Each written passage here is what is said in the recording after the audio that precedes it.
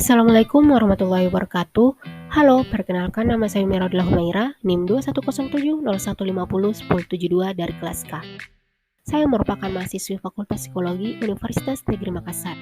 Saat ini saya akan menjelaskan terkait kasus Alison, remaja pengidap OCD parah. Sebelum memasuki kasus Alison, ada baiknya jika kita mengetahui apa sih definisi dari obsessive compulsive disorder. Jadi, gangguan obsesif kompulsif merupakan suatu kondisi yang ditandai dengan adanya pengulangan pikiran obsesif atau kompulsif, di mana membutuhkan banyak waktu atau lebih dari 1 jam per hari dan dapat menyebabkan penderitaan atau distres. Hal ini tergambarkan dalam kasus yang dialami oleh Alison dan mengganggu keberlangsungan hidupnya. Alison merupakan seorang remaja berusia 14 tahun, yang merupakan seorang gadis yang mengidap OCD. Di usia 3 tahun, Alison selalu bertanya kepada ibunya, "Apakah kamu mencintaiku?" Pertanyaan itu hampir terdengar hingga 150 kali dalam sehari. Saat usia dini, Alison mengalami obsesi akan kepastian. Ia akan selalu memastikan dengan betul jawaban yang dengar dan memastikan apa yang ia lakukan telah benar. Menginjak kelas 4 SD, Alison mengidap kompulsif menulis yang sangat buruk. Ia tidak dapat menulis dengan baik akibat terlalu sering menulis dan menghapus kata yang setidaknya dapat mencapai 10 kali pada setiap kata yang ia tulis. Ia bahkan sampai merobek bukunya dan bersembunyi ke kamar mandi agar tidak ke sekolah. Alison juga kerap kali akan mencari cara agar tidak berada di sekolah. Di sekolah, semua orang menganggap remeh OCD yang ia alami, bahkan gurunya pun demikian. OCD yang diidap Alison itu tidak terlihat, tapi ada di dalam pikirannya. Ia menyebutkan dapat mengulangi perhitungannya hingga 10 kali untuk hal yang sama.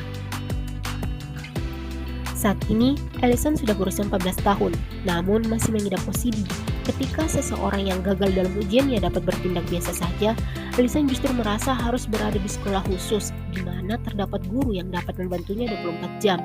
Meskipun demikian, Alison pun berpikir hal itu dapat membuatnya tidak mandiri dalam melakukan apapun. Hal lain yang dirasakan Alison yaitu ia menjadi sulit untuk mengungkapkan gagasannya dengan baik. Ia takut jika ia salah karena menurutnya jika salah maka ada sesuatu yang tidak lengkap pada dirinya.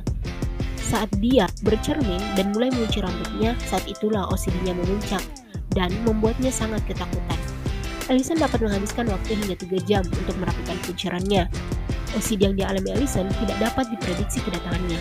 Bisa saja hari ini muncul 2 hari, kedepannya tidak muncul lagi, atau bahkan selama 3 hari muncul dan esoknya tidak datang.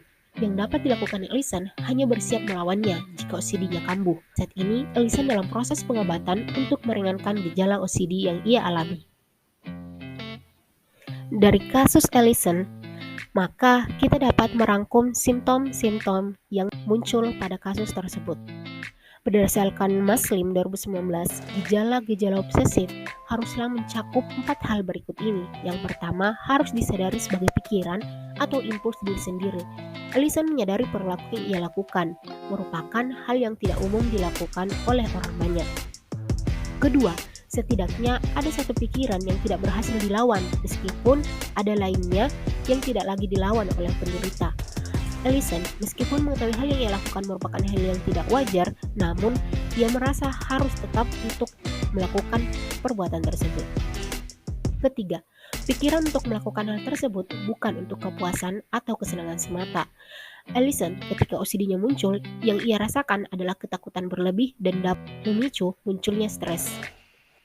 Keempat, gagasan, bayangan, pikiran, atau impuls tersebut merupakan pengulangan yang tidak menyenangkan.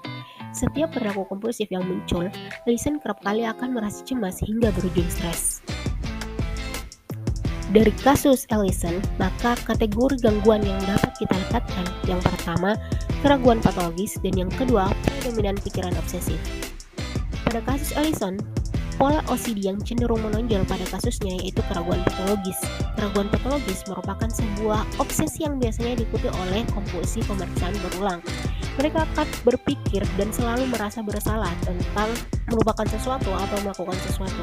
Alison dalam hal ini sangat sulit mengungkapkan apa yang ia pikirkan karena takut salah. Dia berpendapat jika dia salah, maka ia merasa ada sesuatu yang tidak lengkap pada dirinya.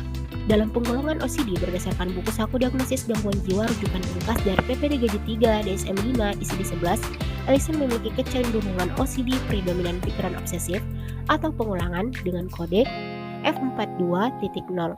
Keadaan ini dapat berupa gagasan, bayangan, pikiran, atau impuls atau dorongan perbuatan yang sifatnya mengganggu atau disebut egolian. Meskipun isi pikiran tersebut berbeda-beda, umumnya hampir selalu menyebabkan penderitaan atau distres. Demikian yang dapat saya sampaikan. Jika terdapat kesalahan, mohon maaf. Terima kasih. Wassalamualaikum warahmatullahi wabarakatuh.